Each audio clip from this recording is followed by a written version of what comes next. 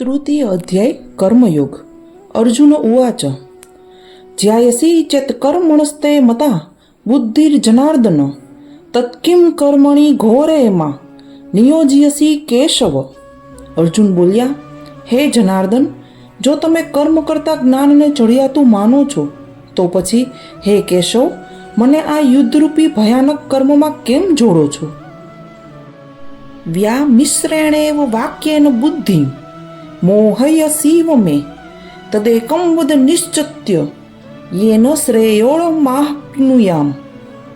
તમે ભળતા જેવા વચનોથી મારી બુદ્ધિને જાણે ભરમાવી રહ્યા છો, તો એવી એક વાતને નિશ્ચિત કરીને કહો કે જેનાથી હું કલ્યાણ પામું। શ્રી ભગવાન ઉવાચ લોકેસ્મિન દ્વિવિધા નિષ્ઠા પુરા પ્રોક્તા મયાનધ જ્ઞાનયોગેન સાંખ્યાનામ કર્મયોગેન યોગીનામ। શ્રી ભગવાન બોલ્યા, હે નિષ્પાપ, આ લોકમાં બે પ્રકારની નિષ્ઠા મારા વડે પહેલાં કહેવાઈ ચૂકી છે।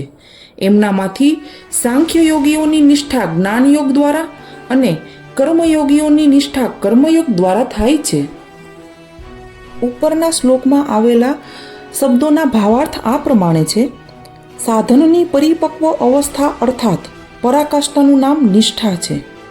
માયાથી જન્મેલા બધા ગુણો જ ગુણોમાં વર્તી રહ્યા છે એમ સમજીને તેમજ મન, ઇન્દ્રિય અને શરીર દ્વારા થતી સમસ્ત ક્રિયાઓમાં કર્તાપણાના અભિમાનથી રહિત થઈને સર્વવ્યાપી સચ્ચિદાનંદ ઘન પરમાત્મામાં એકાત્મ ભાવે સ્થિત રહેવું તેનું નામ જ્ઞાનયોગ છે।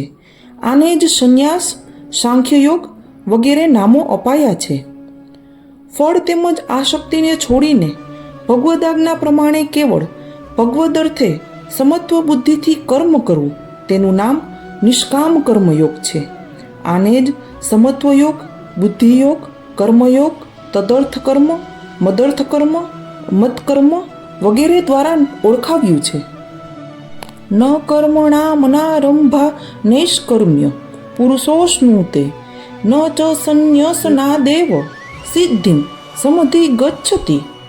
માણસ ન તો કર્મોનો આરંભ કર્યા વિના અર્થાત આચરણ કર્યા વિના નિષ્કર્મતાને એટલે કે યોગનિષ્ઠાને પામી શકે છે કે ન તો કર્મોના કેવળ ત્યાગ માત્રથી સિદ્ધિ એટલે કે સાંખ્ય નિષ્ઠાને પામી શકે છે। ન હિ કશ્ચિત ક્ષણમપી જાતુ તિષ્ઠત્ય કર્મકૃત કાર્યતે યવશઃ કર્મ સર્વ પ્રકૃતિ ઝેર ગુણે।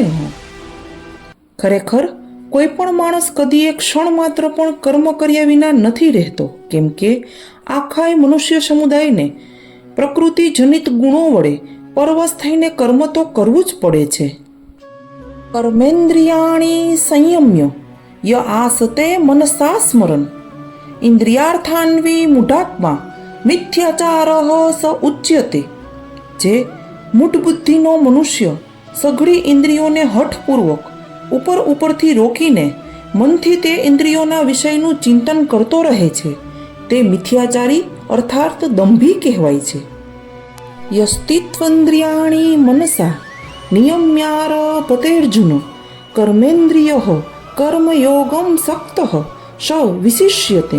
પરંતુ હે અર્જુન, જે પુરુષ મન વડે ઇન્દ્રિયોને વશમાં કરી અનાસક્ત થઈને સઘળી ઇન્દ્રિયો દ્વારા કર્મયોગનું આચરણ કરે છે તે યોગી શ્રેષ્ઠ છે।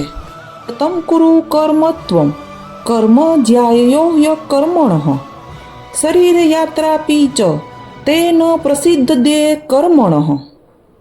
આથી તું શાસ્ત્ર વિહિત સ્વધર્મરૂપી કર્તવ્ય કર્મ કર, કેમ કે કર્મ ન કરવા કરતાં કર્મ કરવું શ્રેષ્ઠ છે।